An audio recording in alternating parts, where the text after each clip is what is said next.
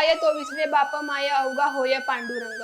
या अभंगाप्रमाणे आषाढी वारीची परंपरा यंदाही लाखो वारकऱ्यांनी जपली। यंदा मुसळधार पाऊस आणि पुरामुळे अनेक अडचणी निर्माण झाल्या। हवामान खात्याने पुणे जिल्ह्यासाठी रेड अलर्ट जारी केला होता। इंद्रायणी नदीला पूर आल्याने आळंदीतील 4ही पूल पाण्याखाली गेले। त्यामुळे सुरक्षेच्या कारणास्तव प्रशासनाने वारकऱ्यांना थेट आळंदी किंवा देहू येथे न जाता पुण्याहून पालखी सोहळ्यात सहभागी होण्याचे आवाहन केले। मुख्यमंत्री देवेंद्र फडणवीस यांनीही वारकऱ्यांना सुरक्षिततेला प्राधान्य देण्याचे आवाहन केले। मात्र लाखो वारकरी आपल्या परंपरेवर ठाम राहिले। पावसाची चिंता न करता ते आळंदीत दाखल झाले। विविध धर्मशाळा आणि तंबूंमध्ये त्यांची राहण्याची व्यवस्था करण्यात आली। मराठवाडा, उत्तर महाराष्ट्र आणि राज्याच्या कानाकोपऱ्यातून आलेले 2 लाखाहून अधिक वारकरी आळंदीत मुक्कामी होते। तरुण, शेतकरी, व्यापारी अशा सर्व स्तरांवरील भाविकांनी पाऊस आणि पुराची पर्वा न करता आळंदीत मुक्काम केला होता।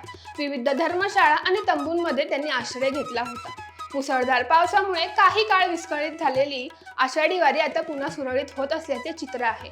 पावसाचा जोर ओसरल्याने वारकरी नव्या उत्साहाने आपल्या प्रवासाला लागले असून प्रशासनानेही आवश्यक उपाययोजना करून वारीचा प्रवास सुरक्षित करण्यावर भर दिला आहे। पंढरपूर वारी सोहळ्यात देहू येथून संत तुकाराम महाराज आणि आळंदी येथून संत ज्ञानेश्वर महाराजांच्या पालखी प्रस्थानासह मोठ्या उत्साहात सुरुवात झाली आहे। भाविकांच्या सुरक्षिततेसाठी प्रशासनाने 3500 पेक्षा जास्त पोलीस कर्मचारी तैनात केले आहेत। तर राज्याच्या विविध भागातील वारकरी पुणे आणि सासवड मुक्काम दरम्यान वारीत सहभागी झाले आहेत। विठुरायाच्या भेटीची ओढ त्यांना लागली असून आषाढी वारी पुन्हा पूर्वगतीने मार्गक्रमण करत असल्याचे चित्र दिसत आहे।